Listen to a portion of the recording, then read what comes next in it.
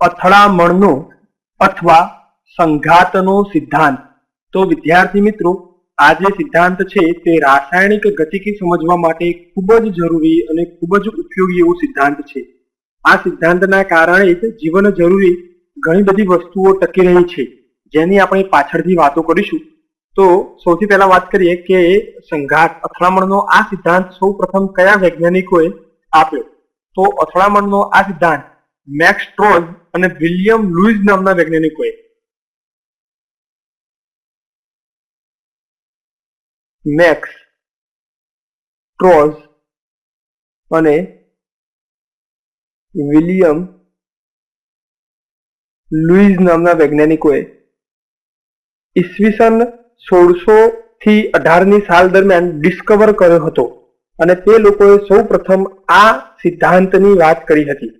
આ સિદ્ધાંતની અંદર પ્રક્રિયાની ઉર્જામય અને ક્રિયાવિધિક બાબતોમાં વધારે ડીપની અંદર સમજાવવામાં આવ્યું છે। તે વાયુઓની ગતિ ઉર્જા, આ જે આખો સિદ્ધાંત છે એ વાયુઓની ગતિ ઉર્જા સાથે સંબંધિત છે। વાયુઓની ગતિ ઉર્જા સાથે સંબંધિત છે।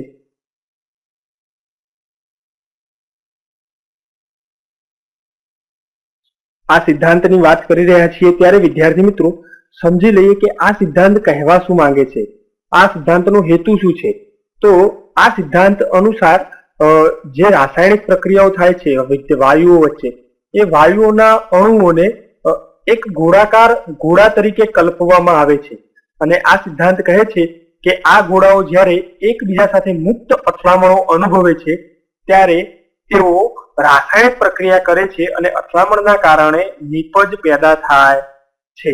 આ જે અણુઓ એકબીજા સાથે અથડાય છે તે પ્રતિ સેકન્ડ એકમ કદમાં થતી અથડામણની સંખ્યાને વિદ્યાર્થી મિત્રો અથડામણ આવૃત્તિ તરીકે ઓળખવામાં આવે છે।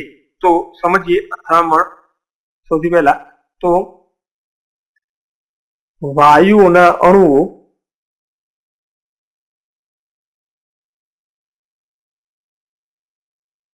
એકબીજા સાથે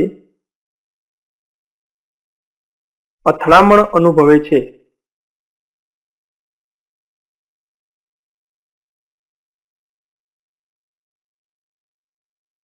પ્રતિ સેકન્ડ એકમ કદમાં થતી અથડામણ ને અથડામણ આવૃત્તિ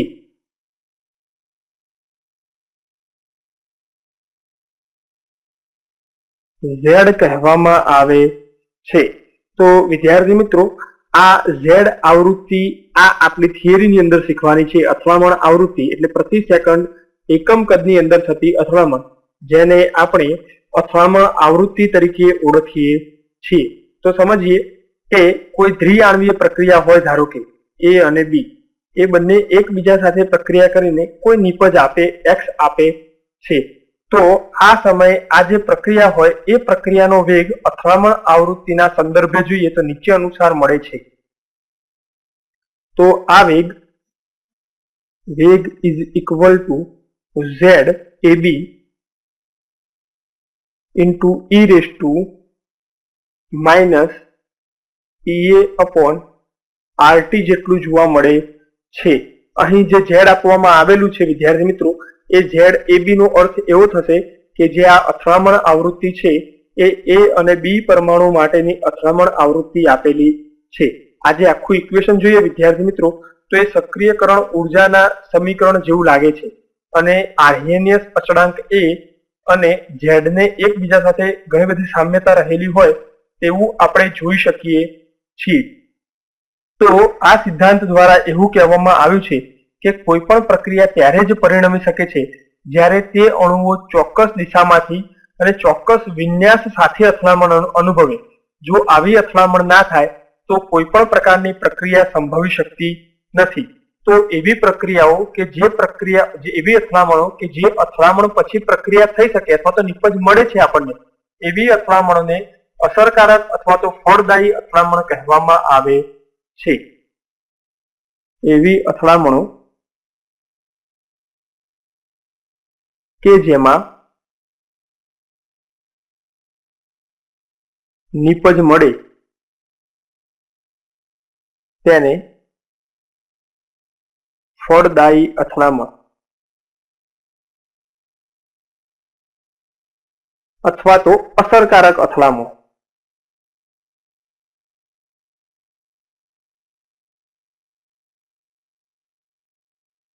કહેવામાં આવે છે। તો વિદ્યાર્થી મિત્રો, આવી અથડામણ થવું જરૂરી છે। જો આવી અથડામણ ના થાય તો આપણને કોઈ નિપજ મળતી નથી।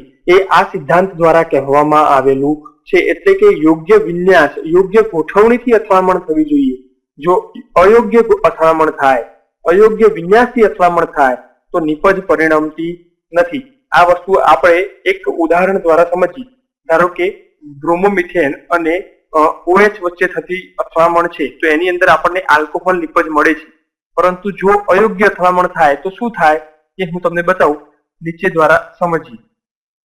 તો વિદ્યાર્થી મિત્રો, તમે અહીં જુઓ કે જો બ્રોમોમિથેન છે એની OH સાથેની જે પ્રક્રિયા છે તો જો યોગ્ય દિશામાં થાય, યોગ્ય વિન્યાસથી અથડામણ થાય, જો OH પાછળની બાજુથી અથડાય છે તો આ રીતે યોગ્ય દિશામાં અથડામણ થાય તો નિપજ મળે છે, પરંતુ જો અયોગ્ય દિશામાં અથડામણ થાય તો નિપજ પ્રાપ્ત થતી નથી।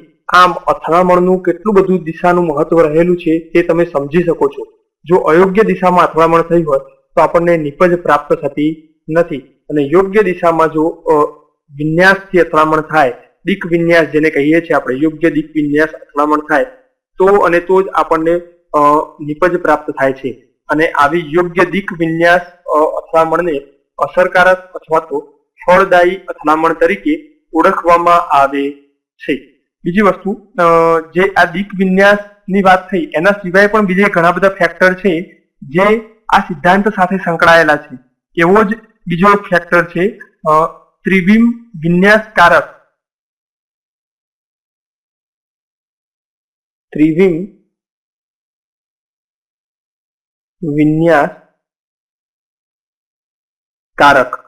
તો આ અવયવને સંભાવતા અવયવ અથવા તો પ્રોબેબલી અવયવ એટલે કે ફેક્ટર તરીકે ઓળખવામાં આવે છે, જે અથડામણ અને અણુઓની અયોગ્ય દિશામાં થતી ગોઠવણીનું, યોગ્ય દિશામાં ગોઠવણી થાય છે કે નહીં અથડામણ એ વગેરેની ગણતરીને આ વિન્યાસની અંદર ધ્યાનમાં લેવામાં આવે છે। અને આના માટે વેગનું સૂત્ર થશે આપણું, વેગ is equal to P into Z AB into E raised to minus EA upon RT। આ પ્રકારનું આખું ઇક્વેશન બને છે, જ્યાં P જે છે તે સંભાવતા અવયવ છે, સંભવતા અવયવ તરીકે ઓળખાય છે, અથવા તો એને ઇંગ્લિશમાં પ્રોબેબલી ફેક્ટર, કોઈ બી વસ્તુની આપણે શું કહીએ છીએ કે આની પ્રોબેબલી કેટલી છે શક્યતા થવા માટે, તો એમ આ P ને પ્રોબેબલી અવયવ તરીકે ઓળખવામાં આવે છે। તો સમગ્રતયા આ થિયરીની વાત કરીએ તો આ થિયરીથી એવું કહી શકાય કે અણુઓની યોગ્ય દિશામાં અથડામણ થાય તો અને તો જ તે વસ્તુ નિપજ પરિણમે છે। આથી અથડામણના સિદ્ધાંત સાથે નીચેની કુલ 4 બાબતો સંકળાયેલી છે તેવું કહી શકાય।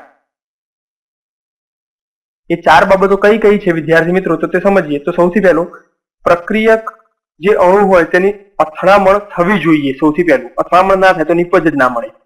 સૌથી પહેલું, પ્રક્રિયકની અથડામણ થવી જોઈએ।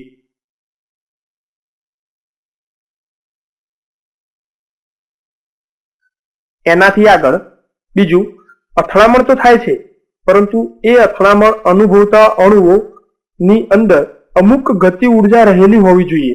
જો અમુક ગતિ ઉર્જા એટલે કે દહેલી ઉર્જા હશે નહીં તો પણ તેઓ પરિણમશે નહીં। એટલે ગતિ ઉર્જા હોવી જોઈએ।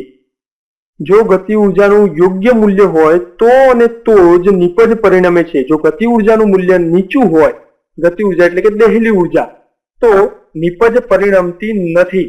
એટલા માટે ગતિ ઉર્જાનું અમુક એટલે ચોક્કસ વેગથી તેઓ અથડાવવા જોઈએ। એના પછી આગળ ત્રીજા મુદ્દાની વાત કરું તો પ્રક્રિયક અણુઓ જે છે તેનો સંઘાત યોગ્ય વિન્યાસ હોવો જોઈએ, યોગ્ય દિશામાં અથડામણ થવી જોઈએ. એનાથી આગળ વાત કરીએ વિદ્યાર્થી મિત્રો, તો સફળ અથડામણ અથવા તો સંઘાત થાય તો જ નિપજ મળે છે. સફળ સંઘાતથી નિપજ મળે.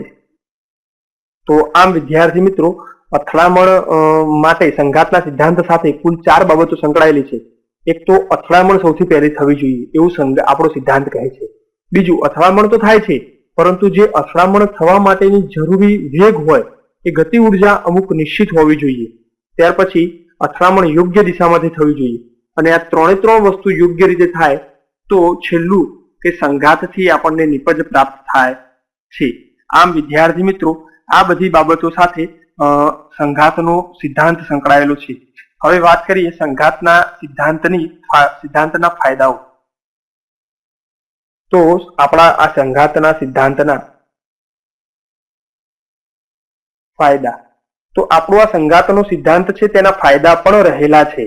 જેમ કે જો સંઘાતનો સિદ્ધાંત ના હોય તો વાતાવરણની અંદર રહેલા બધા જ કાર્બન અને નાઇટ્રોજનના અણુઓ એકબીજા સાથે સંઘાત અનુભવીને ચોક્કસ અણુની અંદર રૂપાંતર પામી ગયા હોય. વાતાવરણના અણુઓ નાશ પામે અને વાતાવરણના અણુઓ નાશ પામે તો આખી જીવસૃષ્ટિનો વિદ્યાર્થી મિત્રો નાશ પામે, એ તમને ખબર છે.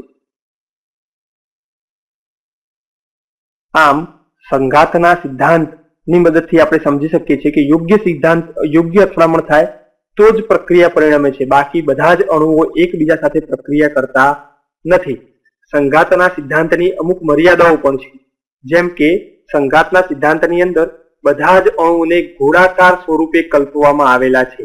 તેનો આકાર ત્રિપરિમાણીય, ચતુષ્ફલકીય વગેરે કોઈ ધ્યાનમાં રાખવામાં આવ્યો નથી. તેમની કોઈ બંધારણીય રચના ધ્યાનમાં રાખવામાં આવી નથી. આમ સંઘાતના સિદ્ધાંતના ફાયદા અને મર્યાદાઓ રહેલી છે.